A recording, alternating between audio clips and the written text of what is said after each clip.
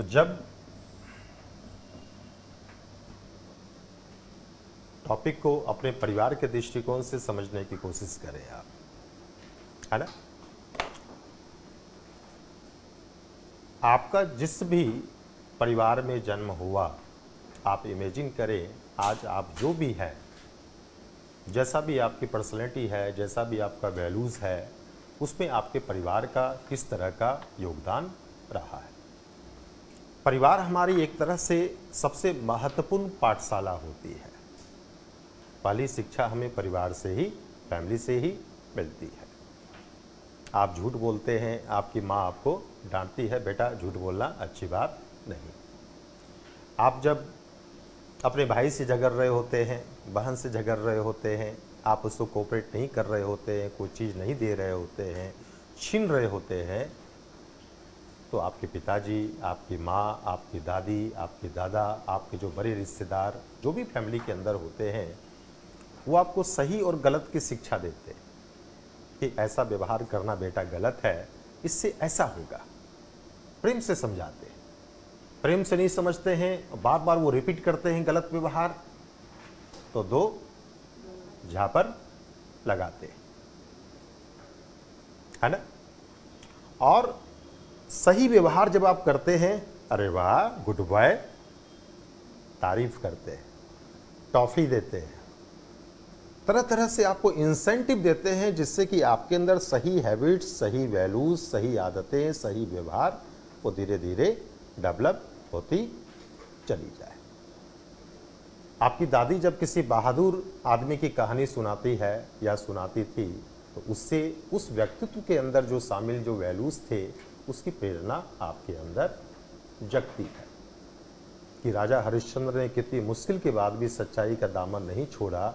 जब ये कहानी वो बताती है, तो आपके अंदर भी सच्चाई के वैल्यूज के प्रति रिस्पेक्ट आना शुरू हो जाता है। रिस्पेक्ट का मतलब आप उसको महत्वपूर्ण मानना शुरू कर देते हैं। धीरे धीरे आपके अंदर सच्चाई का अंश बढ़ने लगता है ना। खासकर फैमिली के अंदर जो जिस व्यक्ति का प्रभाव आपके ऊपर ज़्यादा होता है, अब जैसे परिवार के अंदर हर व्यक्ति से आपके इक्वल रिलेशनशिप नहीं होंगे ना।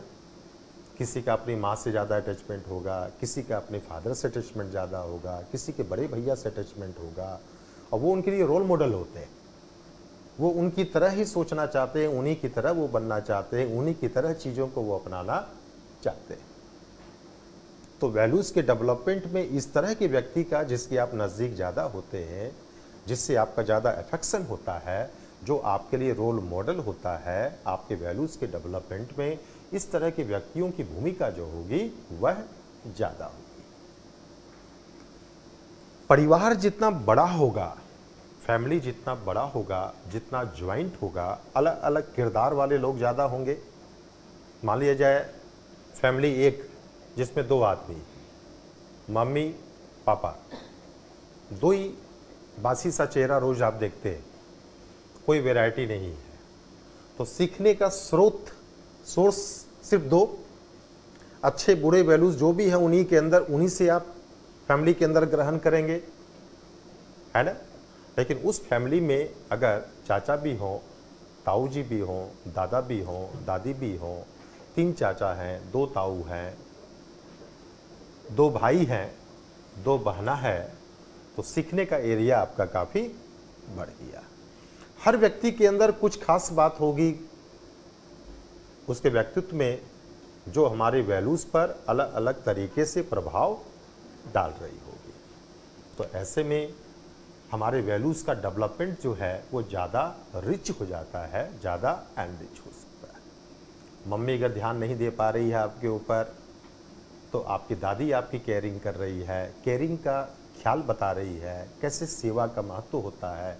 जब वो केयरिंग आपका कर रही हो, तो आपको सेवा का वैल्यूज, सर्विस का वैल्यूज आपके अंदर स्ट्रांग हो रहा होता है ना।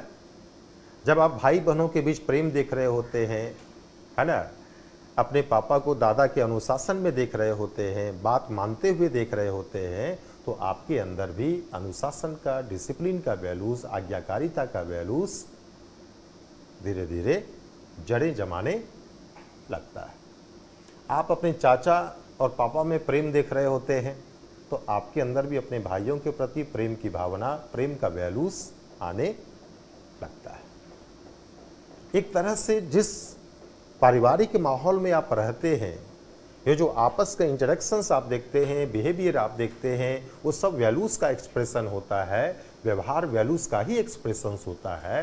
तो व्यवहारों को देखकर उसको प्रैक्टिस करते करते और परिवार उसी दिशा में आपको प्रेरित भी करता है। धीरे धीरे वो चीज़ें जो है पहले आदत के रूप में होती है, धीरे धीरे जब आदत के महत्व को समझने लगते हैं तो वो हमारे वैल्यूज तंत्र का पार्ट बनने लगती है ना। परिवार अच्छा भी हो सकता है, परिवार बुरा भी हो सकता है। परिवार का वैल्यूज के डेवलपमेंट में योगदान बहुत अच्छा है, लेकिन योगदान पॉजिटिव होगा या नेगेटिव, ये डिपेंड करता है क्वालिटी ऑफ फैमिली के ऊपर। आप किसी ऐसी फैमिली में हैं जहां रोज मम्मी पापा में झगड़ा हो रहा है, तो आपके अंदर भी आक्रामकता का, वायलेंस का, इनटॉलरेंस का वैल्यूज डेवलप होगा, है ना। आप किसी ऐसी फैमिली से बिलोंग करते हैं जहां प्रेम है, ऑनेस्टी है, ईमानदारी है ना। आपके पापा, आपके फैमिली मेंबर, है ना, सामाजिक काम में बहुत बढ़ चढ़ कर भाग लेते हैं, प्रकृति प्रेमी हैं सब, है ना, और टॉलरेंस है, सब कुछ अच्छे अच्छे वैल्यूज़ अगर है तो आपके अंदर भी अच्छे वैल्यूज़ का विकास होगा। आप किसी ऐसे फैमिली से बिलोंग करते हैं, ऐसी मलिन बस्ती में आपका जन्म हुआ, है ना, जहाँ की फैमिली बहुत नेगेटिव वैल्यूज़ वाली है। फैमिली में ईर्ष्या, चोरी, है ना, गलत किस्म के व्यवहार, गाली गलौज, है ना, और भी बहुत सारी चीज़ें उस परिवार के अंदर है, तो कहीं न कहीं आपके कोमल मस्तिष्क पर उसी तरह की आदतें, उसी तरह का व्यवहार धीरे धीरे छपना शुरू हो जाएगा। और जैसे जैसे वो जड़ें जमाएगा, वैसे वैसे वो आदत, वो व्यवहार आपके वैल्यूज तंत्र का पार्ट बनना शुरू हो जाएगी। इसका मतलब वैल्यूज का डेवलपमेंट सही होगा या गलत होगा, ये डिपेंड करता है किस फैमिली में आपका जन्म हुआ। फैमिली वेल कल्चर्ड है, अच्छी है या गलत। अगर हमारी फैमिली में डिसिप्लिन का कोई महत्व नहीं है, आपके फैमिली में डिसिप्लिन का कोई महत्व नहीं है, आपके पिताजी भी समय से नहीं उठते, आपकी माताजी भी समय से नहीं उठती, घर पूरा अव्यवस्थित है, तो वह अव्यवस्था, इनडिसिप्लिन आपके भी वैल्यूज तंत्र में शामिल होगा। वैल्यूज हमेशा ध्यान रखें, आंसर जब लिखें तो ब्लाइंडली नहीं। एनालिटिकल का मतलब यही सब चीज़ कि वैल्यूज़ का डेवलपमेंट में परिवार का जो रोल होता है उसका क्रिटिकल एनालिसिस करना है। सही भी हो सकता है, गलत भी हो सकता है। फैमिली कैसी है, उसका वैल्यूज तंत्र कैसा है, ये डिसाइड करेगा कि आपके अंदर सही दिशा में मूल्यों का विकास हो रहा है या गलत दिशा में मूल्यों का विकास हो रहा है।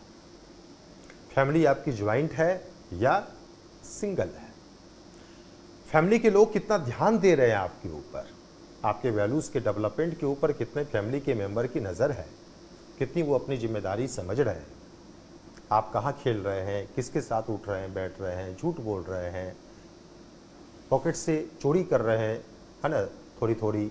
अगर माँ बाप की नज़र अगर आपके ऊपर नहीं है, फैमिली के मेंबर की नज़र अगर आपके ऊपर नहीं है, तो आपके अंदर धीरे धीरे वैल्यूज़ गलत डायरेक्शन में विकसित हो रहा है और फैमिली उसको नियंत्रित करने में, डायरेक्शंस देने में असफल हो रही है। माँ बाप, आपसे जुड़े लोग आपके अंदर सही मूल्यों के विकास में कितना इंटरेस्ट ले रहे हैं, कितना एफर्ट्स ले रहे हैं, कितना पेन ले रहे हैं, कितनी शिक्षा दे रहे हैं, कितना समय दे रहे हैं, इस चीज़ पर भी डिपेंड करता है कि आपके वैल्यूज़ के डेवलपमेंट पर आपकी फैमिली का, आपके परिवार का योगदान कैसा होगा। अगर वो ध्यान नहीं दे रहे हैं, मम्मी अलग स्मार्टफोन में लगी हुई है, पापा अलग स्मार्टफोन में लगे हुए हैं और आप अलग स्मार्टफोन में लगे हुए हैं, तो आपके वैल्यूज़ के विकास में परिवार का नहीं बल्कि स्मार्टफोन का योगदान हो रहा है। कार्टून में आप अगर वायलेंस देख रहे हैं, दन दना दन देख रहे हैं कार्टून में, वो सारा गुस्सा आप कार्टून में निकालते, ठाए ठाए मारो इसको, ठाए मम्मी ने डांटा, ठाए। जब आप ठाए कर रहे हैं तो मन में आ रहा है कि मम्मी को हम ठाए कर रहे हैं, पापा को हम ठाए कर रहे हैं।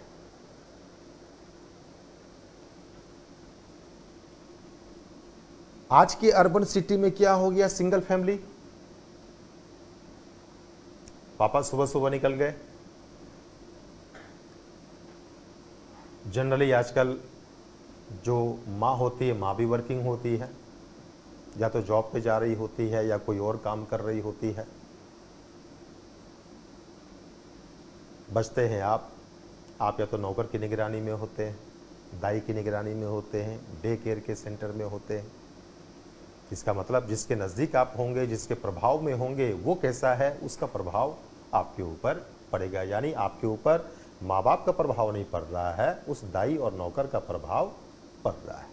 उसका जैसा वैल्यूज़ होगा वो वैल्यूज़ धीरे धीरे आप सीखेंगे। एकाकीपन, अकेलापन, आक्रामकता, गुस्सा, माँ बाप ध्यान नहीं दे रहे हैं, समय नहीं दे रहे हैं, तो ये जो आक्रामकता, एकाकीपन, गुस्सा, ये आपके अंदर धीरे धीरे डेवलप होना शुरू हो जाएगा,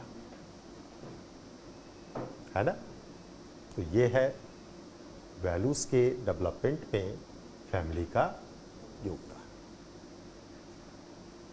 क्लियर। अब जब भी लिखेंगे बिल्कुल एकदम क्रिटिकल एनालिसिस के साथ लिखेंगे ना, यानी सारे एस्पेक्ट आपको टच करने हैं।